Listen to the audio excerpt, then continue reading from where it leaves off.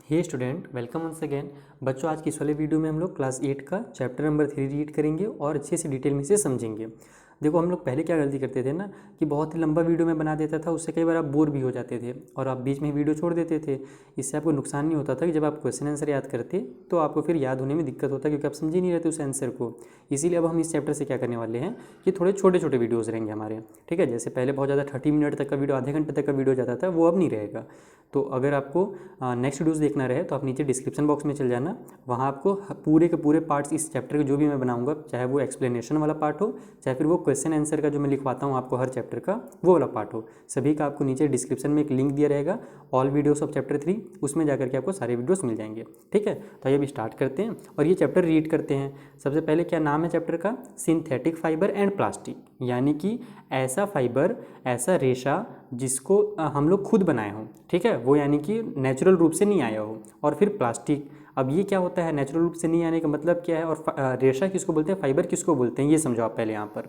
The cloth which we wear are made of fabrics are made from fibre obtain from natural और artificial sources, यानी कि जो cloth हम पहनते हैं, जो कपड़े हम पहनते हैं ना, वो फैब्रिक से बना होता है। फैब्रिक बोलते हैं कपड़े को। ठीक है, जैसे आपने शर्ट पहना है तो वो किसी न किसी कपड़े से बना होगा, अगर आपने स्कर्ट पहना है तो वो भी किसी न किसी कपड़े से बना होगा। ठीक है, और वो जो कपड़ा होता है वो फाइबर से बनता है। फाइबर ही कहते हैं रेशा को, धागों को, जैसे धागा वगैरह रहते हैं ना, उनको ही फाइबर यहाँ पर कहा जा रहा है। ठीक है, तो वो क्या होते हैं, जो धागे होते हैं वो या तो नेचुरल रूप से हमको मिलते हैं या फिर आर्टिफिशियल उनके सोर्स होते हैं। ये अपने क्लास 7 में पहले पढ़ रखा है, फिर से इसको मैं यहाँ पर एक्सप्लेन कर दूंगा कैसे वो नेचुरल और आर्टिफिशियल दोनों होते हैं।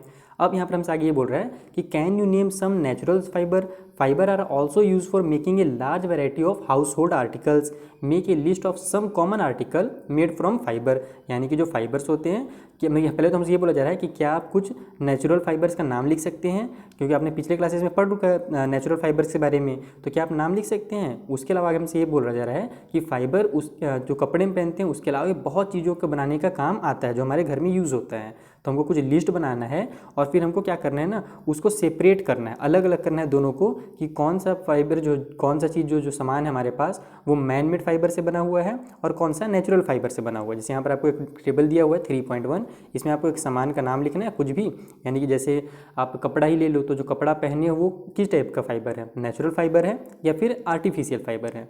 अब देखो इसके बारे में आप अगर आपको अभी तक नहीं समझ में आ रहा होगा कि नेचुरल आर्टिफिशियल क्या होता है, तो ये आपको नीचे डिटेल में यहाँ पर समझाया गया है कि why did you label some fibre as artificial, क्यों आपने कुछ फाइबर्स का नाम आर्टिफिशियल में रखा है। You have read in your previous classes that natural fiber like cotton, wool, silk, etc. are obtained from plants और animal। यानी कि आपने प्रीवियस क्लासेस में क्या पढ़ा था कि जो नेचुरल फाइबर होते हैं, जैसे कि कॉटन हो गया, ठीक है, रुई वाला, यानी मुलायम एकदम कपड़ा जो बनता है, या फिर वूल हो गया, ऊन का कपड़ा, ठीक है, या सिल्क हो गया। सिल्क कहाँ से मिलता है? एक कीड़ा होता है सिल्क वॉर्म, उससे हमको सिल्क मिलता है। तो यहाँ ये सब जो चीज़ें हैं ना, ये नेचुरल फाइबर हैं। इनमें से भी बहुत सारा धागा निकलता है, एक तरह से आप कह लो, जैसे कॉटन से भी धागा बना लो, वूल का भी धागा बनता है, ऊन का, भेड़ के बाल से जो मिलता है हमको, सीप के बाल से जो मिलता है। उसके अलावा जो सिल्क रहता है, सिल्क वॉर्म से जो मिलता है, उससे भी धागा मिलता है और फिर उनका भी कपड़ा बनाया जाता है। तो कॉटन का कपड़ा देखना, आप मम्मी से पूछना, कॉटन का भी कपड़ा होता है, वूल का भी कपड़ा होता है। वूल का जो आप स्वेटर वगैरह पहनते हो ना, वो वूलन होती हैं, और सिल्क के भी साड़ियाँ वगैरह ज़्यादातर बनाई जाती हैं। ठीक है, तो ये सब चीज़ें चूँकि हमको नेचर से मिल रहा है, इसलिए इनको क्या कहा जाता है? नेचुरल फाइबर कहा जाता है। कॉटन की खेती होती है, ठीक है, तो ये सब प्लांट्स और एनिमल से मिलते हैं। जबकि जो सिंथेटिक फाइबर होता है, on the other hand, are made by human beings, that is why this are called synthetic और मैन मेड फाइबर। यानी कि ये जो सिंथेटिक फाइबर होते हैं, ये इंसानों के द्वारा बनाए जाते हैं, इसीलिए इनको सिंथेटिक कहा जाता है या फिर मैन मेड फाइबर कहा जाता है। क्लियर हो गया इतना? अब देखो, सिंथेटिक फाइबर भी कई प्रकार के होते हैं, वो अब हम लोग यहाँ पर रीड करने वाले हैं। एक सेकेंड, पेन हट जाओ। अब देखो यहाँ पर हमको दिया हुआ है what are synthetic fibre. Synthetic fibre हम इतना बोल रहे हैं, या कि एक्चुअल में होता क्या है?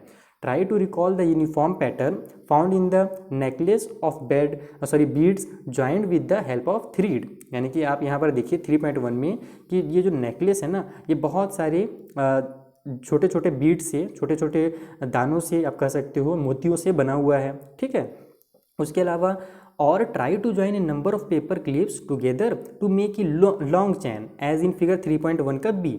Is there any similarity between the two, यानी कि यहाँ पर एक पहले तो हमको नेकलेस दिख रहा है और दूसरा आपको यहाँ पर एक पेपर क्लिप दिया गया है। पेपर क्लिप को जैसे आप यहाँ पर एक एक करके चिपकाओगे तो आपको देखिएगा कि दोनों क्या हो रहे हैं, एक तरह से ही जुड़ते जा रहे हैं, है ना। यानी कि आपस में जब छोटे छोटे दाने यहाँ पर मिले तो एक बड़ा सा थ्रेड बन गया। उसी तरीके से पेपर क्लिप को जब हमने जोड़ा तो छोटे छोटे पेपर क्लिप्स को, तो भी एक बड़े से थ्रेड की तरह ही काम कर रहा है, वो बन जा रहा है एक बड़ा सा।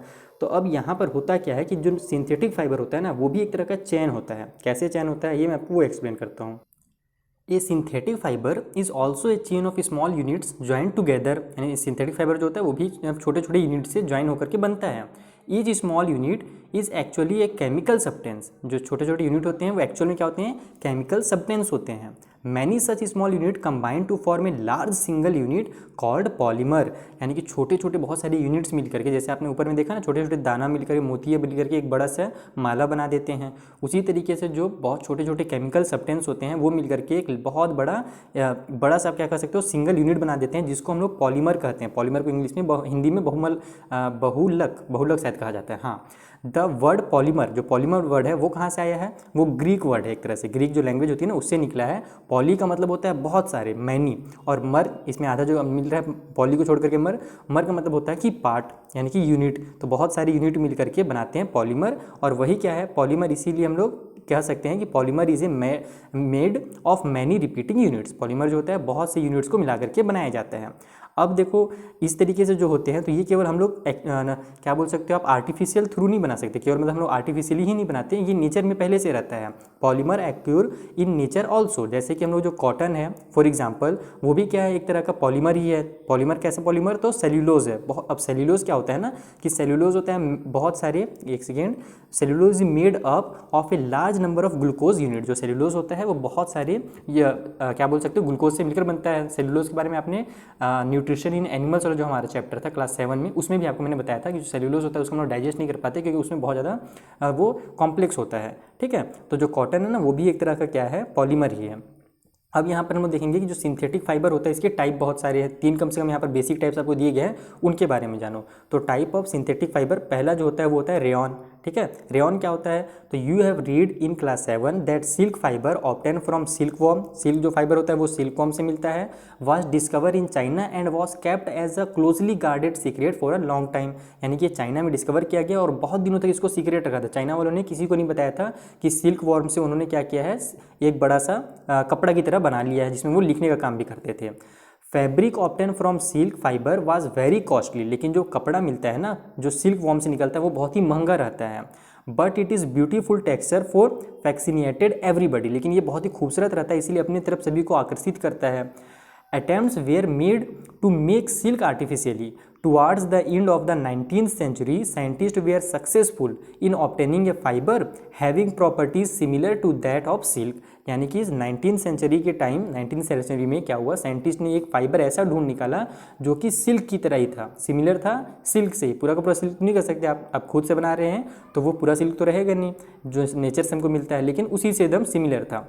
सच a fibre was obtain from chemical treatment of wood pulp, और वो जो मिला ना फाइबर उसको कैसे बनाया गया, तो केमिकल रिएक्शन करा करके, किसका, तो वुड के पल्प का। वुड पल्प यानी कि जो लकड़ी के गुद्दे होते हैं ना, यानी कि लकड़ी को आप बहुत ज़्यादा एकदम क्या करोगे, छिलाई करते हैं, छिलने से एकदम उसका पतला पतला बारीक बारीक गूदा निकलता है लकड़ी का। ठीक है, उसे ही हम लोग क्या तो बोलते हैं हिंदी में, जो भी बोलते होंगे, यहाँ पर इंग्लिश आप समझो वुड पल्प कहते हैं उसको। ठीक है, वुड पल्प आप सर्च करना नेट में तो आपको समझ में आ जाएगा कि वुड का पल्प क्या होता है एक्चुअल में।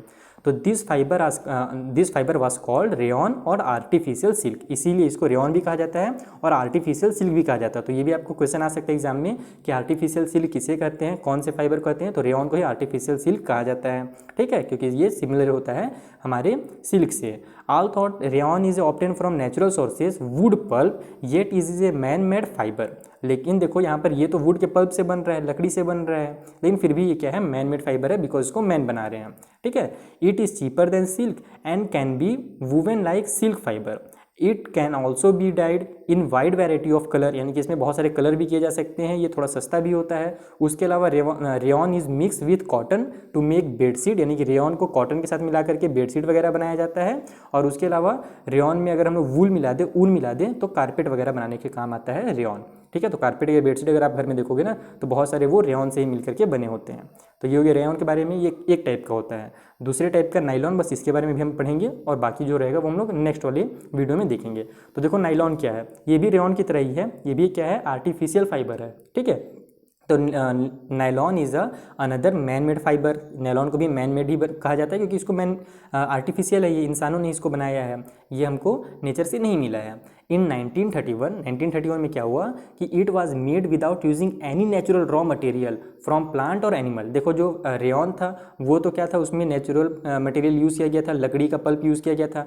लेकिन ये जो 1931 में जब नाइलॉन बनाया गया तो इसमें कोई भी नेचुरल रॉ मटेरियल का यूज़ नहीं किया गया। इसको कैसे बनाया गया, तो it was prepare from coal, water and air, यानी कि कोल का यूज़ किया गया, वाटर का और एयर का यूज़ करके नाइलॉन को बनाया गया है। अब देखो इसके बहुत सारे फायदा भी हैं। It was the first fully synthetic fibre. देखो क्वेश्चन एक और बन गया कि फर्स्ट फुल्ली सिंथेटिक फाइबर कौन सा है, तो जो नाइलॉन है वही क्या है, फर्स्ट फुल्ली सिंथेटिक है। रेयॉन तो पहले खोजा गया था लेकिन उसमें पूरा का पूरा आप ये नहीं कह सकते कि सिंथेटिक है, उसमें लकड़ी का पल्प यूज़ किया गया, इसलिए नेचुरल में भी वो आ जाता है थोड़ा सा, लेकिन ये जो एकदम फर्स्ट फुल्ली सिंथेटिक फाइबर है, ठीक है। नाइलॉन फाइबर वाज स्ट्रॉन्ग, ये बहुत ही स्ट्रॉन्ग होता है, इलास्टिक होता है यानी कि खिंचाता है ये अच्छे से, एंड लाइट और हल्का भी होता है। It was lustrous and easy to wash, और ये चमकीला भी होता है और इसको धोने में आसानी भी होती है। So it became very popular for making clothes, इसीलिए क्या हो गया, बहुत पॉपुलर हो गया क्लॉथ बनाने में, ठीक है। We use many articles made from nylon such as socks, ropes, है ना, tent, toothbrush, car seat belt, sleeping bags, curtains etcetera, ठीक है। यानी कि ये बहुत सारी चीज़ों को बनाने के लिए हम लोग क्या करते हैं, नाइलॉन का यूज़ करते हैं। जो आप मोजा पहनते हो ना वो मैक्सिमम नाइलॉन का ही बना रहता है, ठीक है। रस्सियाँ हो गई, कर्टेन हो गए, ये सब नाइलॉन के ही बने हुए रहते हैं। इसके अलावा नाइलॉन चूँकि बहुत मजबूत होता है इसलिए नाइलॉन इज़, कहाँ गया, यहाँ पर है, nylon is also use for making parachute and ropes for rock climbing, यानी कि नाइलॉन बहुत ज़्यादा मजबूत है इसीलिए इसका यूज़ क्या किया जाता है, पैरासूट बनाने में भी किया जाता है। और ये जो क्लाइंबिंग करने के लिए जो रस्सियाँ यूज़ करते हैं ना, ये वाली रस्सी बहुत ही मजबूत रस्सी की जरूरत पड़ती है क्लाइंबिंग करने के लिए, क्योंकि अगर एक बार गिरे तो फिर खेल खत्म। तो इसमें भी नाइलॉन का ही यूज़ किया जाता है, बिकॉज जो नाइलॉन होता है वो हमारे क्या बोल सकते हो, यहाँ पर एक दिया था rock climbing, nylon 3D is actually stronger than steel wire, यानी अगर आप स्टील देखते हो कितना मजबूत है, लेकिन अगर स्टील का वायर बना दिया जाए तो उससे भी ज़्यादा स्ट्रॉन्ग कौन सा होगा, नाइलॉन का थ्रेड होगा। सोच लो ये कितना स्ट्रांग होता होगा, ठीक है। लेट अस फाइंड आउट, यहाँ पर अपने को थोड़ा सा एक एक्सपेरिमेंट दिया गया है कि आपको मैं समझा देता हूँ सिंपल लैंग्वेज में कि एक आपको इस तरीके से बाट वगैरह ले लेना है, यहाँ पर एक रस्सी आपको लगाना है, पहले तो कॉटन का लगा लीजिए, फिर उसके बाद रेयॉन का लगा लीजिए, फिर नाइलॉन का लगा लीजिए, और एक एक बार क्या करना है आपको, जैसे यहाँ पर आपने पहले कॉटन का रस्सी लगाया, ठीक है, या फिर सिल्क का जो भी चीज़ का भी रस्सी लगाया, तो इसमें आप क्या करना, पहले बाट रखना, फिर उसके बाद थोड़ा सा और वजन बढ़ाना, फिर थोड़ा सा और वजन बढ़ाना, इतना देर तक वजन बढ़ाना कि ये टूट जाए, ये जो रस्सी है ना ये टूट जाए। और जब ये टूट जाए, जैसे मान लो 10 kg में ये रस्सी टूट गया कॉटन वाला, तो आपको क्या करना है, यहाँ पर लिख देना कि कॉटन वाला जो था वो 10 kg टोटल ले लिया, ठीक है। उसी तरीके से वूल का आपको दिया है ना, सिल्क का दिया है और नाइलॉन का दिया है, तो वूल वगैरह थोड़ा ज़्यादा टिक जाएगा, सिल्क देख लेना कितना टिकता है उसमें वजन, और नाइलॉन, यानी ये तो ऐसे स्कूल में प्रैक्टिकल कराना चाहिए, लेकिन अब तो स्कूल बंद है, तो अब यहाँ पर आपको प्रैक्टिकल अगर खुद से करने का मन हो तो आप ऑब्जर्व कर सकते हो। आप देखना कि जो नाइलॉन होगा ना वो सबसे ज़्यादा मैक्सिमम वेट ले लेगा, और यही चीज़ आप बस ये ध्यान रखना। यहाँ पर आपको लास्ट में एक वार्निंग भी दिया था कि क्या करना है आपको, कि जब यूज़ करो रस्सियाँ तो एकदम सेम लेंथ की होनी चाहिए। लंबा अगर कोई बड़ा रस्सी ले लिया आपने, कोई छोटा रस्सी ले लिया, तो उससे भी उसके क्या पड़ता है, इफेक्ट पड़ता है प्रैक्टिकल में, ठीक है। तो सेम साइज का एकदम रस्सी लेना और सेम मोटाई की रस्सी लेनी, ठीक है। तो आपको समझ में आ जाएगा कि किस तरीके से सबसे मजबूत जो होता है नाइलॉन होता है। तो यहीं पर हम लोग अभी रुकते हैं, फिर पॉलिस्टर के बारे में और एक्रिलिक है ना, एक्रिलिक के बारे में हम लोग नेक्स्ट वाली वीडियो में पढ़ेंगे। नेक्स्ट वीडियो का लिंक आपको नीचे डिस्क्रिप्शन में मिल जाएगा, घबराने की बिल्कुल भी जरूरत नहीं है, ठीक। तो ठीक है, मिलते हैं नेक्स्ट वीडियो में। Thank you for watching.